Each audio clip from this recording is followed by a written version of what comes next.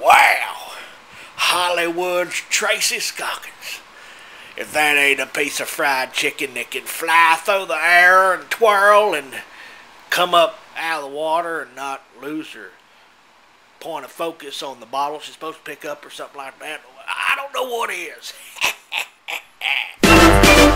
Luxury homes on wheels, wheels on wheels, BBQ pits on lawn tractors. Don't miss this episode of Lifestyles of the Rednecks and Lamest. Be part of the Redneck Luxury Pool Party. Come along for the ride as I, Robin Leach, take you on a fantastic tour of luxury homes, fortune and yachting through bayous and swamps, and redneck romance. Deep in the heart of Texas, we join Mr. Frey. Direct from his high-rise villa in Tussle, Texas, we join this man who is valet to the original arbiter of all things funky, Popdaddy, to the fabulous Pitmaster T, from high-tech mobile bag phones from Popdaddy's stretch DeLorean. Here he is, assisted by his bevy of beauties, Mr. Frey. I'm gonna teach you how to make fried chicken on the damn grill. You're probably saying, oh, wait a damn minute, you can't make no fried chicken on no grill. And you're probably saying, I'm a little girly, I need me some help, I need me a deep fryer. But you don't need no deep fryer. My old buddy, Pitmaster T, he may be crazy, but he's gonna teach you how to do a half-ass recipe from these folks at BBQ Brethren.com. God damn, you're too fast. Kettle fried chicken. Fine chicken, honey. Real crisp. Moist and tender, too. Mama didn't fry it, Daddy. But it's crispy like fry. And we have. Now you're going to have to go out there like Mr. Pitmaster T. He's going to take the cover off your Weber grill there. You're going to have to set your accoutrements aside because you're not going to meet too many things. There's Mr. Pitmaster T. Okay, now, what you're going to need to do is pull the grid off, and you're going to have to straighten up your bricks there. The bricks are kind of like a heat damper. You don't need no special bricks. You make sure you.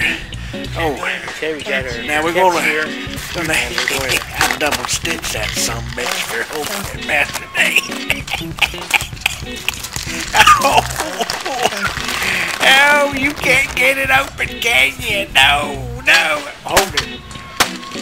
Okay. Well, that's how you do it. Alright, now we already know about no lighter fluid, so you can use that. Scrape the grill down real good. You don't need to grease it up or anything. But you don't even need a wire brush. What you need is one of them little scraps of foil there. You can see Pitmaster T. Scrubbing that grill. Make that grill real clean. Okay, now it's time for chicken prep. You take yourself some chicken, salt, pepper it with whatever you want to. And you need to make sure that chicken is, okay, I think we got the point.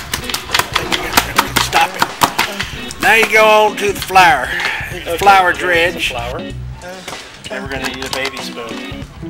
Then we're going to need to take a little bit of batter is fun, this batter is sick. I use baking powder in my batter sticks. Look at that girl.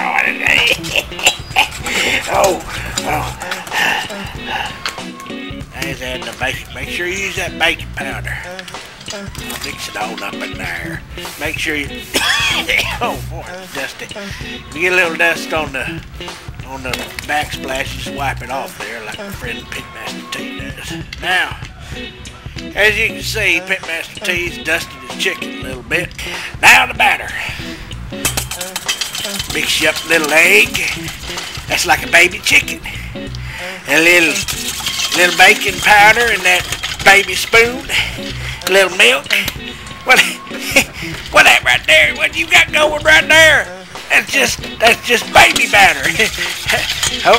Oh, they say I can't use that word on here, so no baby batter. Pour in a little flour there and mix it on up. You put your spices in there too. Here's an extremely important step. Pitmaster T swears by it. Get yourself a couple of them Swiss rolls, eat them, and then you stir a little bit, you know. take a swallow of that milk. Some of that chocolate gets in that milk, ain't no big deal. Just kind of like let it float to the top and just like suck it through there. Ain't nobody gonna know about it. Now, you're gonna need about a stick and a half of butter. Some of you ain't never cut a stick of butter in half, so well, maybe you don't need to do that. Okay, be sure to check your fire. Go out there and check your fire, and ooh, that's a nasty cut. Now with your left hand from now on, you pour that melted butter in there, pour a little pepper or some extra spices if you want to in there. You dip that chicken on in that butter, and dip it on in that butter real good. Dip it in the batter, then in the butter. Don't worry too much none about, maybe a little spot on it that doesn't have a lot of batter. You can fix that later. Alright, now we're going to put this stuff on the grill. If you're going to be operating around 350, it's going to be too dry. So make sure your grill's on the 425 to 450. Open up all your vents wide open, probably on that Weber kettle, if you get there at all. Now, don't use your hands to put this on. Use yourself a nice fork. Get a little area there and just plop it on. One of the things Pitmaster T does, he puts that batter on cold chicken, and the cold chicken and butter just kind of congeal. Now here's a little tip. Once you're done, you can take that batter and put it in a little cup. If you have a little open spot, then you can just put it on there. Put it on that open spot. Okay, now Pitmaster T's gonna put it Betty by. Nighty-night. Alright, time for the 10-minute check. 10-minute check is basically about making sure your batter's set. Of course, if there's any mistakes, you can take some of that leftover batter and plop it on there. Now it's time for the 20-minute check. That 20-minute check, you start looking at your chicken, you start seeing your Tanya Tuckers in there, and your Crystal Gales out there. That there's Barbara Mandrell. You got your whole group of solid gold dancers. And sometimes you see that girl from Urban Cowboy that says, "My daddy is an oil and all that implies." I don't know what the hell her name is, but she's up in there. She's one of them pieces of chicken. Now, the 30-minute check, you start really seeing that foam coming on out there. And you may want to take some temperatures. One of the things Pitmaster T did not like is when he split up the breasts. Just go ahead and cook them breasts all in one piece. They don't dry out that way. Take the temperature. Well, let's just listen to what Pitmaster T has to say. These can go a little hot. They'll be just fine. Normally we would pull it at 160.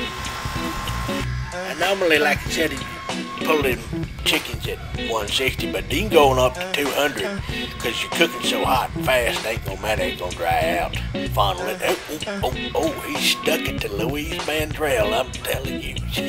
What was the young Mandrell sister, the cute one? Basically, what we're taking a look at right there is that there really wasn't much on the actual grill. And there's the finished product, just spinning around a big old platter.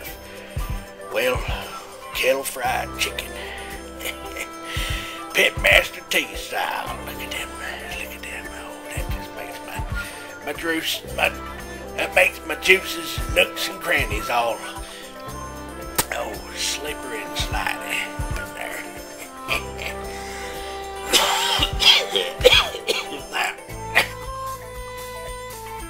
Visit BBQBrethren.com and you'll see all sorts of stuff on there, my lady.